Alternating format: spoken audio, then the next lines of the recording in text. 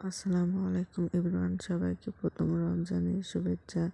ভাই বোনেরা, আপনাদের প্রথম রমজান কেমন কাটলো? আলহামদুলিল্লাহ, আমাদের ভালোই তো কাটলো। এই যে এখানে সিঁড়ির জন্য রান্না করতেছি আমি ট্যাংরা মাছের ঝোল। মাছটা লবণ হলুদ মরিচ দিয়ে ভেজে নিয়েছি। এখানে পেঁয়াজটা লাল লাল করে ভেজে নিয়েছি, তার ভিতরে একটু সামান্য জিরে দিয়ে দিছি তেলানির জন্য।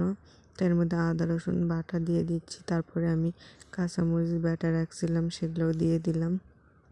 দিয়ে আমি সামান্য একটু পানি দিয়ে যে নাড়াচাড়া করে নিচ্ছি। নিয়ে আমি এখন বাকি মশলা এর মধ্যে দিয়ে দেবো। এই যে লবণ দিচ্ছি, যেহেতু রমজান মাস একটু লবণ কমই দিতে হবে। হলুদ মরিচের গুঁড়ো, সামান্য একটু মরিচের গুঁড়ো, ধনের গুঁড়ো দিলাম। দিয়ে যে ভালো করে নাড়াচাড়া করে নিচ্ছি। আপনাদের ভাইয়া যে মানুষের মুখে রুচি নেই, আজকেও বলতেছে তরকারিটা খুব মজার হয়েছে।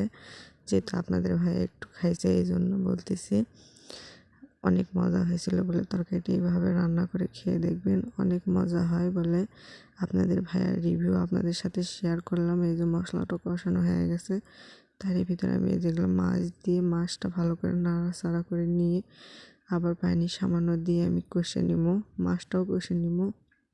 আমরা গ্রামে যেভাবে রান্না বান্না করি সেটা আপনাদের মাঝে তুলে ধরি।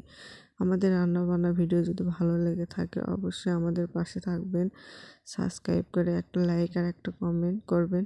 আমি এই যে ঝোলের জন্য পানিটা দিয়ে দিলাম। এই যে টকবক করে ফুটে উঠছে, এখন এর ভিতরে আমি টমেটো আর ধনেপাতা দিয়ে দেবো। দিয়ে আমি আবার ঢাকনা দিয়ে ঢেকে দেবো। অবশ্যই আমাদের পাশে থাকবেন, আপনাদের ভালোবাসা সাপোর্ট আমাদেরকে অনেক দূর এগিয়ে নিয়ে যাবে। আপনারা যদি আমার পাশে থাকেন, আর কিছুদিনের ভিতরে আমার ফ্যামিলি আরও বড় হতে চলেছে। আপনারা ভালো থাকবেন সবাই। আমার পরিবার থেকে অনেক অনেক দোয়া আর ভালোবাসা রইল। এই যে রান্না হয়ে গেছে, কেমন হয়েছে কমেন্টে বলে যাবে।